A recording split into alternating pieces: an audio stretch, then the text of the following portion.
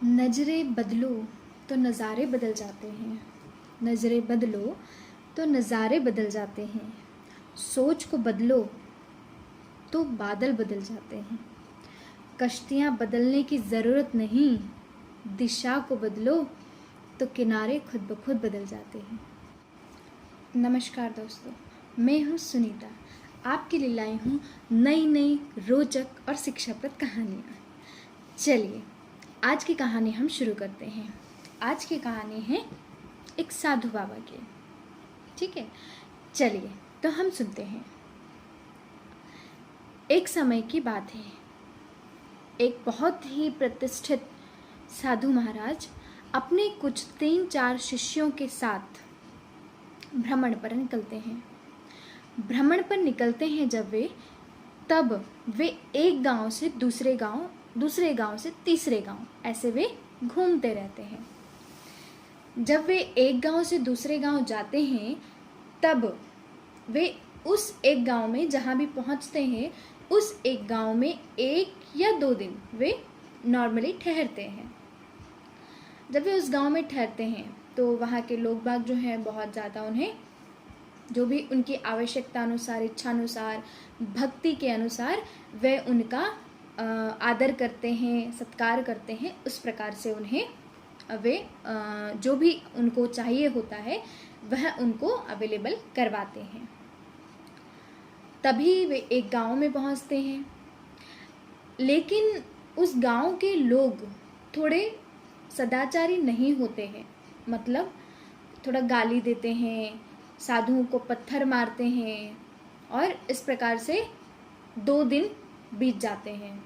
कोई भी उनको भोजन नहीं देने आता है, वे रात को भूखे ही सो जाते हैं। इस प्रकार से ऐसा एक दिन पूरा चलता है, फिर दूसरे दिन भी ऐसा ही चलता है। जब तीसरे दिन सुबह उन्हें जाने का समय होता है तब वे उनके शिष्यों को बोलते हैं कि आप जो हैं वो गांव में सबको बता दीजिए कि हम लोग जा रहे हैं और आप सब साधु का आशीर्वाद लेने के लिए आ जाइए।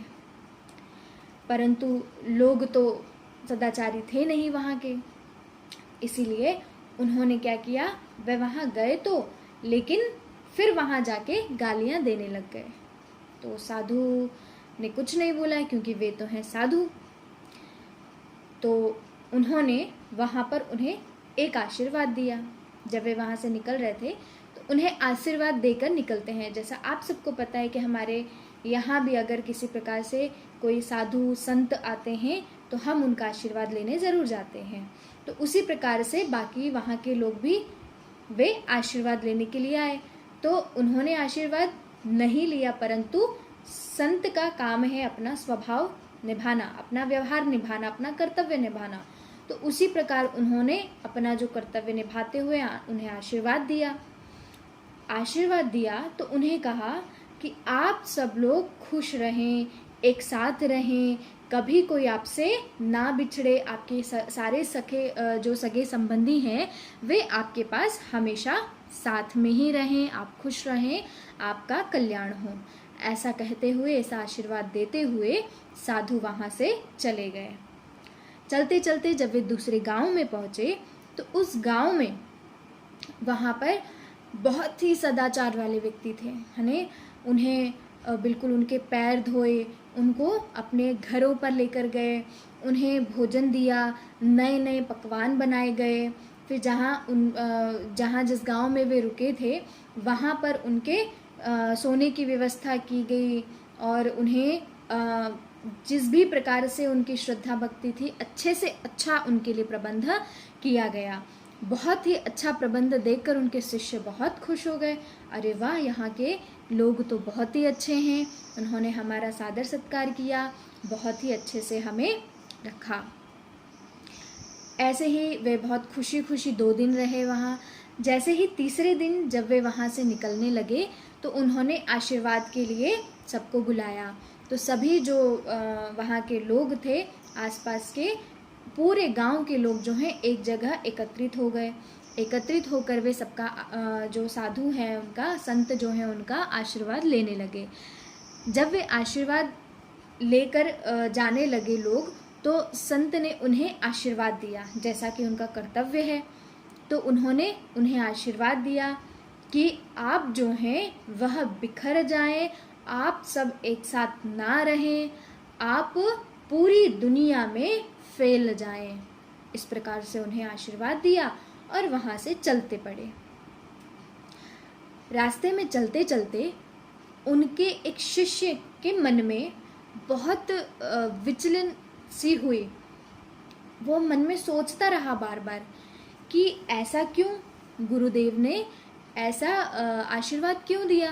पहले गांव में जहां उनका किसी भी प्रकार से कोई आदर नहीं किया गया, किसी भी प्रकार से उन्हें आदर सत्कार नहीं किया गया, वहाँ उन्होंने आशीर्वाद दिया कि आप सब साथ रहिए, आप सब बढ़िया से रहिए, खुश रहिए, आपका कल्याण हो। परंतु जहाँ उनका आदर सत्कार किया गया वहाँ उन्होंने ऐसा आशीर्वाद क्यों दिया, मुझे तो कुछ समझ नहीं आ रहा है। तभी वो गुरुजी से पूछता है, गुरुजी ऐसा क्यों? आपके मन में भी क्वेश्चन आया होगा, है ना? हमारे मन में भी क्वेश्चन आता, यदि हम उस समय उस जगह होते तो हमारे मन में भी क्वेश्चन आता कि कैसे, ऐसा क्यों हुआ। तब जो संत थे, जो साधु थे, उन्होंने उत्तर दिया उनके शिष्य को कि ऐसा इसलिए कि यदि अगुणी व्यक्ति, यानी जिनमें किसी प्रकार का कोई गुण नहीं है, किसी को आदर सत्कार की उन्हें लालसा नहीं है, किसी भी प्रकार के अच्छे कर्मों में वे विलिप्त नहीं हैं, तो उन्हें एक साथ रहना ही ज़रूरी है।